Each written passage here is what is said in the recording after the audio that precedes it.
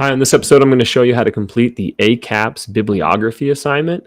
Now, it was due last semester, but for those of you who are changing topics or you just transferred classes, here's how you're supposed to complete this assignment. So you can see here, this is what my Google Classroom looks like under National History Day. You will see that it's the first assignment posted. As you complete the assignments, you want to work your way up like a ladder. Start down at the bottom, work your way to the top. That is the order you want to go in. So for those of you who completed this last semester, don't worry, you can skip this video. Those of you who are still in the process of completing it, please follow along. If you take a look at the assignment, it should look like this screen here.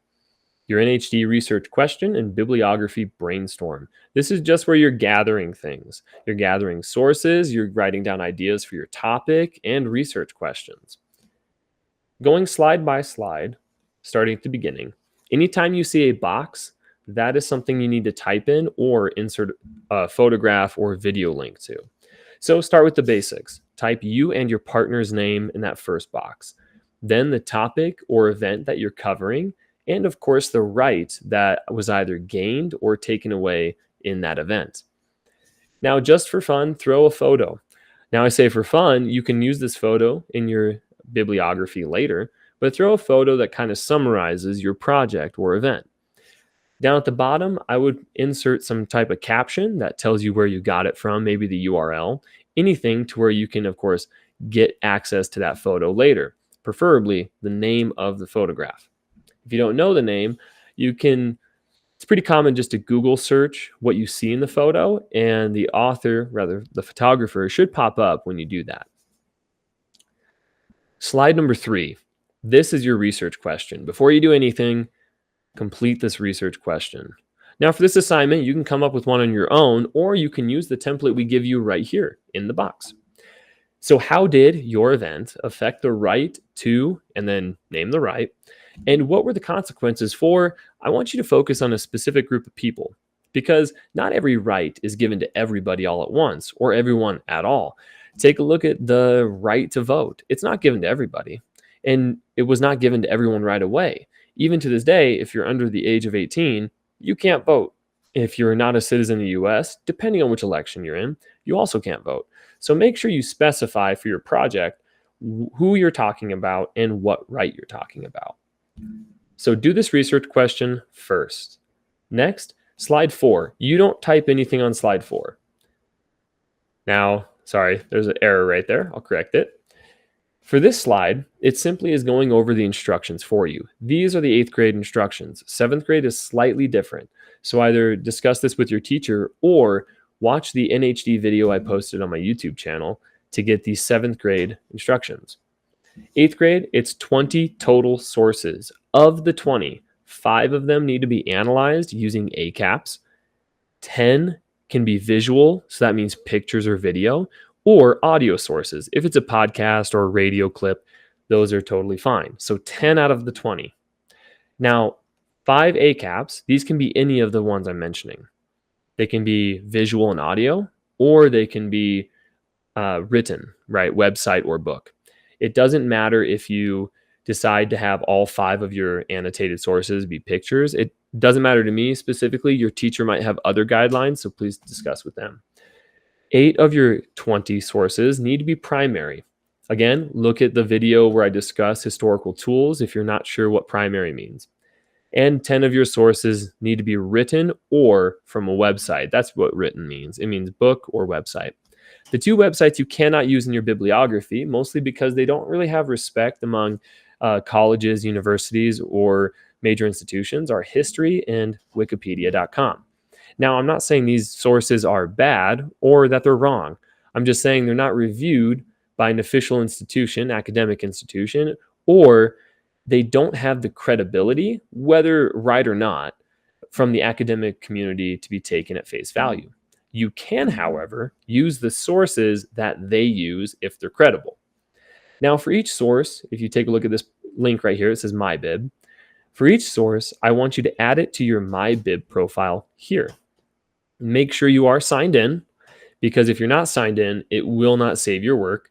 There's a little sign in button here at the top. You simply click on it or create an account. Use your school account. I'm going to use mine right here. Going to continue. and then it will log me in and save all the work I have. Oh boy, it's saying I don't have an account, so I've got to make one. That's perfect. Now I'll show you how to make it. You simply hit create a free account. And look at that, I'm already in. Make sure it's set to MLA. Right there, MLA 8, Modern Language Association, 8th edition. That's exactly the format you're going to use. If you're in my advanced class, click to the Chicago Manual Style, author, date. That's the one you'll use. What are all these? Well, many different organizations require certain information from your source so they can go double check your source. It really, honestly, the world just can't get along on this particular issue, and that's why there's different citation formats. Depending on what kind of job you have later in life, what kind of degree you might get, it will matter which one you use. In history, they typically use Chicago, Turabian. English will use MLA, and the sciences use APA. You don't need to know all that for this project, so just focus on MLA for now. When you want to add a citation, hit add citation. You can add your website, a book, journal, video, and of course, all of these options here. Really explore this area. Look for what matches your source the best. For many of you, it's going to be a website. Images, you guys are going to use a lot of images, a lot of videos. If you watch a documentary on YouTube, of course, there's a way to cite it here, either by using the website or the video button there. Now, let's just say because I like Nebraska, I'm going to go ahead and cite ESPN. Let's just say my argument had to do with records for my team this year. This is where I can find the record. It doesn't look that good, but it's still better than the past. So I'm going to come in here. I'm going to copy and paste the URL. That's what this is, the URL. I'm going to go over to my first source. What I did was just hit Control V. There it is. I'm going to hit search. Typically, MyBib can find the website and enter all the data it needs. Now, it's also going to give me a warning as to whether or not this is a reliable source. Proceed with caution. Now, because if my project had to do with the current state of this football program, this would be a good source. If I'm doing a project based on the history of this team, probably not the best source. Now, I'm going to go ahead and click on that. I'm going to say yes. There we go. If I don't know the author, I'm going to leave it blank. You don't have to fill in every single line. The author of a particular website, if it's not written over the article, is the website itself. So Wikipedia, for example, though you cannot use it in this format, Wikipedia is the author because it's a team of people who write all the articles and then they edit it as a team. Something similar with ESPN exists, but ESPN does have its own writers. The web page for an individual team, though, is not made by one person. So I'm just going to leave it like that. I'm going to hit save, and there is my citation. Now, if you click on the options button, you will see different things I can do with this bibliography entry. Right here where it says copy in-text citation. That is going to be important for when you're writing your race's responses in your context. The in-text citation is what goes after a quote or a paraphrase. You're not going to put this whole thing inside of a paragraph. Don't do that. Instead, you hit the options button, you hit copy in-text citation. For example, here's what in-text citation looks like. I'm just going to put it right here. ESPN, right?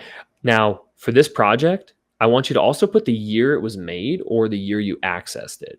That's important because in history, things change over time. So if you don't document the year, I don't know when you're speaking of, or like when did this source come out? When did you last look at it? So put the author in the year. All right. Now that's slide 4. It's making your MyBib page. Now, slide 5. This is where you begin your analysis. You're going to start your first 5 sources. I want you to analyze using ACAPS. Again, if you don't remember how, please visit the video I posted on my channel under NHD playlist. Under the historical tools playlist. You're going to have 5 assignments that you will analyze using the ACAPS model. 7th grade, it's going to be a little bit different, so talk to your teachers. Then, starting on slide 10, This is where you're just putting the rest of your sources, including the ACAPS sources. You're just copy and pasting them right into here. The 15 sources that you need outside of the ACAPS analyzed ones, it's just a simple 1 to 2 sentence summary. 5 of them are going to be more in depth. The reason why you're only doing 5 is because once you start using ACAPS and once you start analyzing sources with this, eventually you'll start doing it in your head automatically. That's the goal. So start with this. ACAPS, just give me the title of your source. And remember, if it's a picture or video, please post the link. Identify whether this is primary or secondary. If you forgot what that was, go look at the video, historical tools, historical terms, and then watch that one. Primary, people were there. Secondary, they were not. All right, so starting with A, who's the author? Then give me the context, the audience, the purpose, and of course, the significance. Like, why is this important to your project? Over here, I want you to take this, copy and paste it here, just so you have it. Now, of course, don't forget to add the official title of your source up at the top. Identify if it's a primary or secondary source. Then, of course, answer the questions here for ACAPS. Do this 5 times. If you're a 7th grader, you have a different number, so please review that with your teacher or the NHD video on my channel. When you're done analyzing using ACAPS, move on to slide 10. This is where you're putting all of your sources as you research them. So your primary will go together on 10 and 11. Then 12, 13, and 14 will be your secondary sources. All you have to do for these sources is type the title, insert a link if it's from a website, and then give me the MyBib citation right there. The last thing you need to do is summarize using 1 to 2 sentences. Once you have all 20 sources, this document should be done, and you are ready to move on to the final bibliography.